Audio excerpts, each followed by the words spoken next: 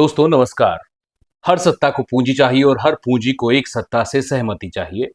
लेकिन जब दोनों में असहमति हो जाए तो वहां विचार नहीं बल्कि ईगो टकराते हैं। और इस बार अमेरिका के राष्ट्रपति के ओवल ऑफिस की दीवारों ने दो आवाजें सुनी। एक थी राष्ट्रपति डोनाल्ड ट्रंप की और दूसरी थी दुनिया के सबसे अमीर आदमी एलन मस्क की। 2024 के अमेरिकी चुनावों में डोनाल्ड ट्रंप दोबारा राष्ट्रपति बने। एलन मस्क, जिनकी कंपनियां टेक्सास में केंद्रित हैं, उनके सबसे बड़े समर्थकों में से एक थे। उन्होंने ट्रंप को तकरीबन $300 मिलियन की फंडिंग दी। बदले में उन्हें डिपार्टमेंट ऑफ गवर्नमेंट एफिशिएंसी यानी डॉज की कमान दी गई। इसका मकसद सरकारी खर्चों में कमी करना था।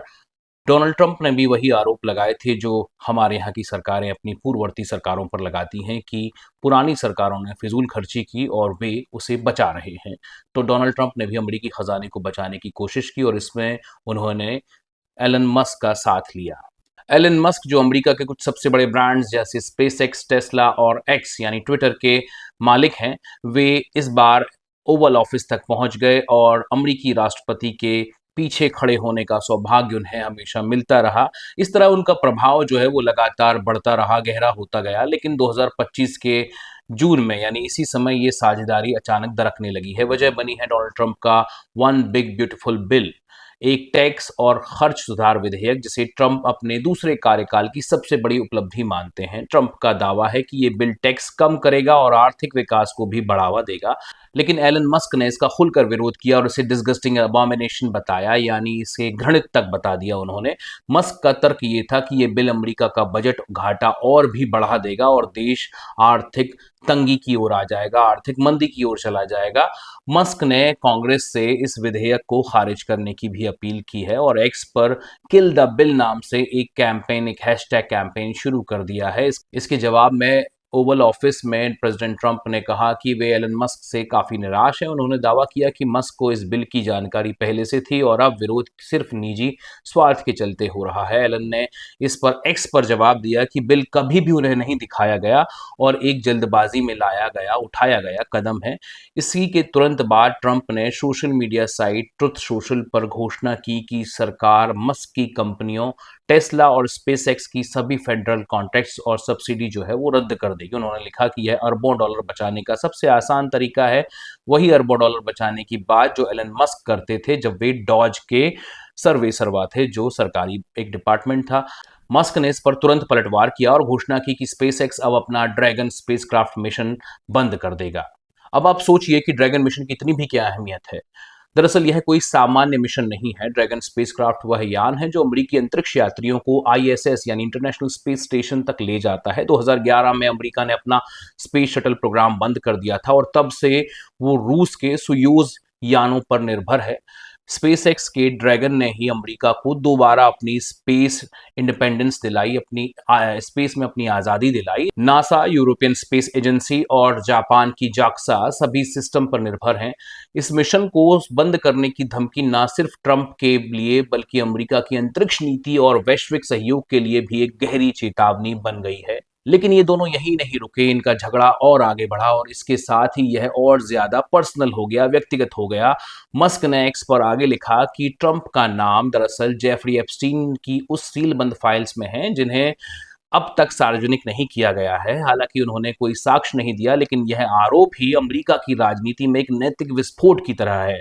आपके दिमाग में यह सवाल जरूर आ रहा होगा कि जेफरी एप्स्टीन कौन था और उसको लेकर इतना विवाद क्यों है कि अमेरिका के राष्ट्रपति को दुनिया का सबसे रईस आदमी और उनका एक पुराना दोस्त इस बारे में धमकाना शुरू कर चुका है। जेफरी एप्स्टीन दरअसल अमेरिका का एक बेहद रईस फाइनेंसर था जिस पर 2008 से लेकर 2019 तक कई नाबालिग लड़कियों के साथ यौन शोषण और मानव तस्करी के गंभीर आरोप लगे थे। उसका एक निजी आइलैंड भी था जिसे लोग लिटिल सेंट जेम्स के नाम से जानते थे। इसके अलावा इस आइलैंड को एप्स्टीन आइलैंड या एक दो और नाम भी इसके थे, उनके नाम से भी इसे जाना जाता था।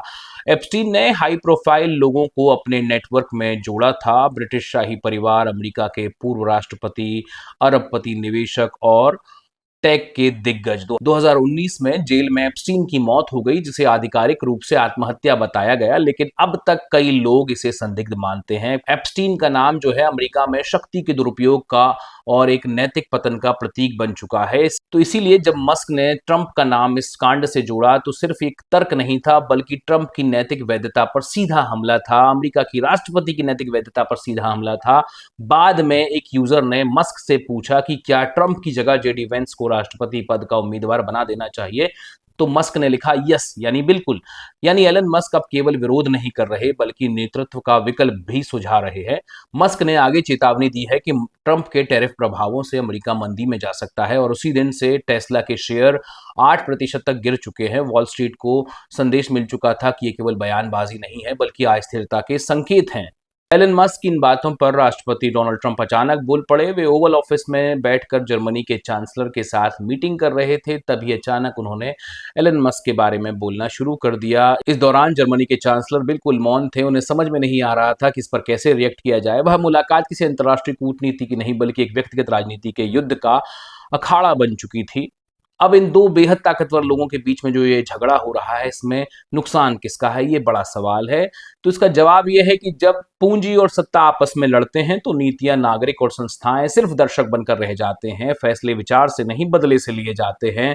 और जो तकरार ओवल ऑफिस में शुरू हुई उसका कंपनियों, शेयर बाजार, अंतरिक्ष नीति और अंतर्राष्ट्रीय रिश्तों तक जो है वो असर पड़ना तय है। इनका किसी ना किसी तरह से इनमें नकारात्मकता जरूर आएगी, ये भी तय है। और दोनों ही जो लोग हैं इन्हें अल्फा मेल कहा जा रहा है कि दोनों ही अपने ईगो के ऊपर किसी को नहीं देख पा रहे हैं।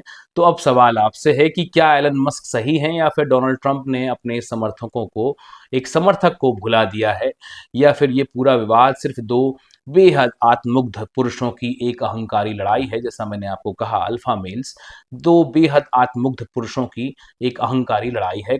अगर ये वीडियो अच्छा लगा हो तो लाइक और शेयर जरूर कीजिएगा और कमेंट करके बताइएगा कि एलन मस्क और डोनाल्ड ट्रंप में से कौन सही है। कमेंट में ये भी बताइएगा कि आपको मेरा ये अंदाज, मेरी ये बात करने का अंदाज इस पूरे मामले पर ये कैसा लगा। अगर ये ठीक लगा हो तो बताइएगा, तो मैं इस पर आगे भी बातचीत करूंगा। और ये अच्छा ना लगा हो तो कुछ और बताइएगा, मैं उस पर बात करना शुरू कर दूंगा। इसके अलावा मैं आपसे क्या कहूँ, वीडियो अच्छा लगा हो तो फिर से लाइक और शेयर ज़रूर कीजिएगा और चैनल को सब्सक्राइब तो कर ही लीजिएगा। बहुत शुक्रिया आपका।